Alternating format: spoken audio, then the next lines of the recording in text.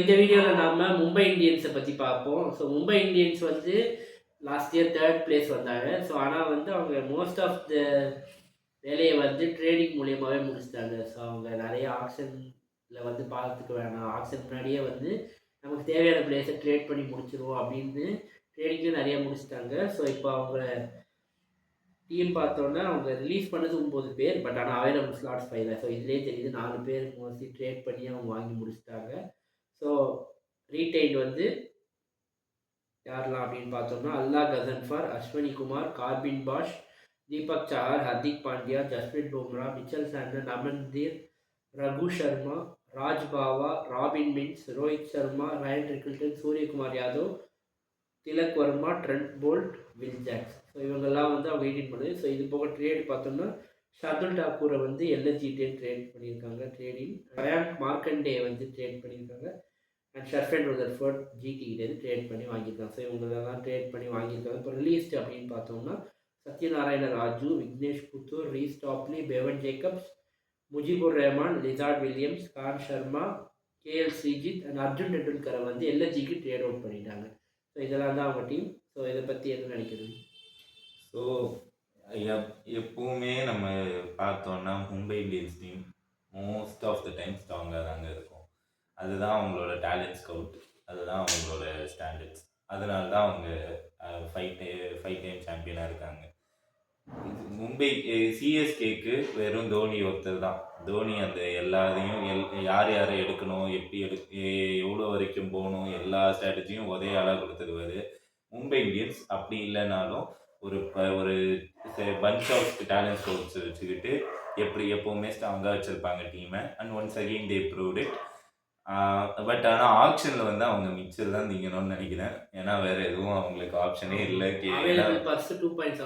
So அந்த 2.75 crores வச்சுக்கிட்டு அவங்களால மேபி ஒரு 2-3 பேக்கப் தான் வாங்கி போட முடியும். மெயின் 11க்கு பெருசாக யாரையும் எடுக்க முடியாது. ஸோ இப்போது இந்த இருக்கிற டீம்லேயே மோஸ்ட்லி அவங்களோட 11 ஃபில் ஆயிடும். ஸோ இதுபடி பார்த்தோன்னா obviously Rohit Sharma will open the bat. I guess this time Will ஜாக்ஸை வந்து அவர் கூட ஓப்பனிங் இருக்குவாங்கன்னு நினைக்கிறேன். ஏன்னா அவர் இது வரைக்கும் போன சீசன் பூரா நிறைய மேன் ஆஃப் த மேட்ச் வாங்கியிருந்தாலும் அவர் அவுட் ஆஃப் பொசிஷன் ஆடிக்கிட்டு இருந்தாரு.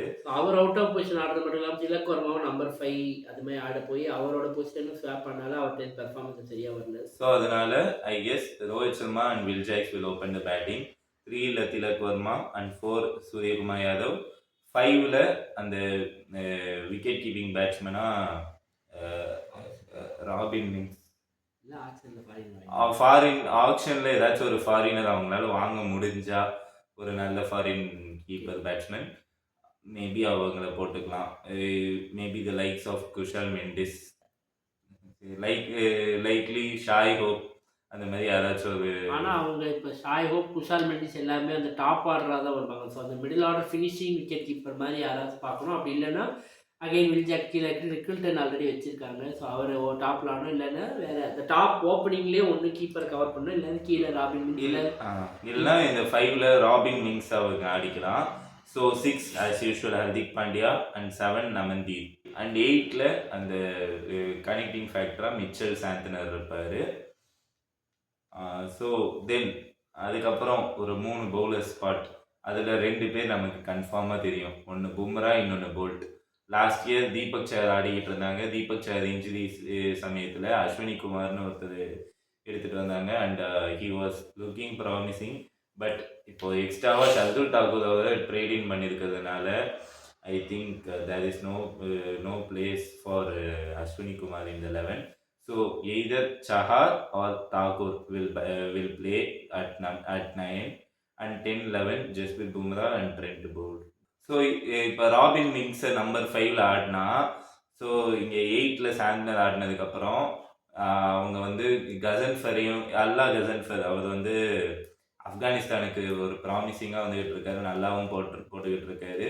ஸோ இவங்களும் ரொம்ப நிறைய ஹெவி ப்ரைஸ் போட்டு எடுத்தாங்க. லாஸ்ட் இயர் வர முடியாமல் போச்சு, இப்போ வருவார். ஸோ மேபி அவங்க கசன்ஃபர் அண்ட் சாந்தனர் 2 பேரையும் ஆடிட்டு ஒரு இந்தியன் கீப்பர் ஆடலாம். இல்லை அவங்க ஃபாரின் கீப்பர் தான் போகணும் அப்படின்னு நினச்சாங்கன்னா ஒரு இந்தியன் ஸ்பின்னர் ஆடலாம். இப்போ அவங்ககிட்டயே ஆல்ரெடி ரகு சர்மா இருக்காரு. ஸோ அந்த மாதிரி ஒரு இந்தியன் ஸ்பின்னராக கூட விளையாடலாம். இல்லை But- மயாங்க் மார்க்கண்டே வேறு ட்ரேடிங் பண்ணியிருக்காங்க. ஸோ So, அது மயாங்க் மாதிரி ஒரு இந்தியன் ஸ்பின்னர் அண்ட் ஒரு ஃபாரின் கீப்பர் ஒன்று அந்த காம்படிஷன் எடுக்கலாம். ஏதோ ஒரு இந்தியன் கீப்பர் அண்ட் ஒரு ஃபாரின் ஸ்பின்னர் லைக் கசன்ஃபர் வச்சு ஆடலாம். மீன்ஸ் அண்ட் கசன்ஃபர் ஏற்கனவே இருக்கிற அவைலபிள் காம்போ. ஒரு இந்தியன் ஸ்பின்னர் இப்போ மயாங்க் மார்க்கண்டே ட்ரேடிங் பண்ணியிருக்காங்க. ஸோ மேபி மார்க்கண்டே கூட 11ல் எடுக்க வாய்ப்பு இருக்கு. அப்படி So, எடுத்தா ஒரு ஃபாரின் கீப்பரை விளையாடிக்கலாம். ரெக்கில்டனோ இல்லை ஒரு ஃபாரின் ஸ்பாட் இருக்குது. அதில் வந்து ஒரு கீப்பராக தான் மோஸ்ட்லி அவங்க ட்ரை பண்ணுவாங்க ஆப்ஷனில். மேபி குவென்டன் டிகாக் அவருக்கு ப்ரீவியஸாக நல்லா விளையாட்ட குவென்டன் டிகாக் கூட அவங்க ட்ரை பண்ணுவாங்க. பட் ஸ்டில் அவருக்கும் ஓப்பனிங் ஸ்பாட். ஸோ அதோட குவென்டன் டிகாக் இப்போ இருக்கிற ஃபார்முக்கு I guess out of Mumbai's budget தேவைன்னு நினைக்கிறேன். ஸோ பார்க்கலாம். ஸோ அவங்க 11 ஆல்மோஸ்ட் செட்டில். இது தவிர மிச்சம் இருக்க பட்ஜெட்டில் அவங்க ஸ்கவுட்டிங்கை வச்சு ஏதாவது ஒன்று சில பிளேயர்ஸ் வாங்க வாய்ப்பு இருக்குது. ஏன்னா ப்ரீவியஸாக அவங்க ஹார்திக் பாண்டியா பும்ரா கூட ஸ்கவுட்டிங் மூலயமா பேஸ் ப்ரைஸஸ் அந்த மாதிரி பிளேயர்ஸ் தான் எடுத்துகிட்டு வந்தாங்க.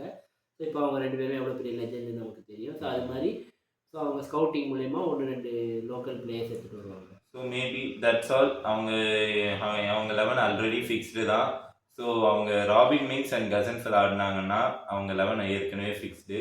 இல்லை அவங்க வந்து மார்க்கண்டே ஆடிட்டு ஒரு ஃபாரின் கீப்பருக்கு போகிறாங்கன்னா மேபி சேஞ்சஸ் இருக்கும்.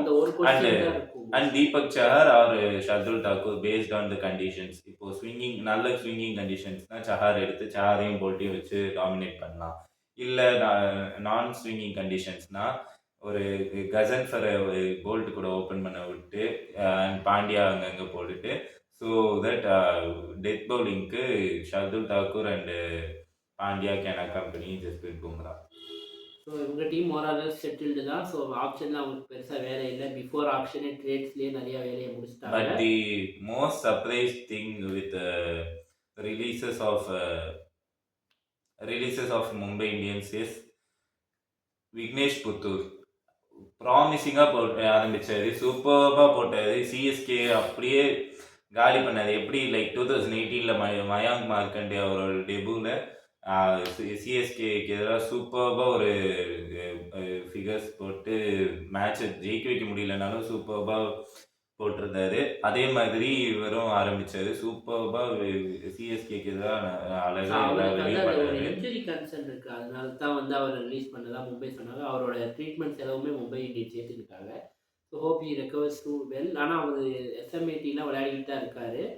ஸோ இருந்தாலும் வந்து அவங்க ஐபிஎலுக்கு அவர் இந்த வருஷம் வேணாம் நெக்ஸ்ட் இயர் பார்த்துக்கலாம் அப்படின்ற மாதிரி ஒரு டிசிஷன் எடுத்திருக்காங்கன்னு நினைக்கிறேன். ஸோ மேபி அவங்களுக்கு மும்பையை பொறுத்த வரைக்கும் ஒரே கொஷின் தான், எந்த ஒரு இந்தியன் கீப்பர் ஆடுறதா இல்லை ஃபாரின் கீப்பர் ஆடுறதா, பேஸ்ட் ஆன் தட் ஒரு ஸ்பின்னர் விளையாடிக்கணும்.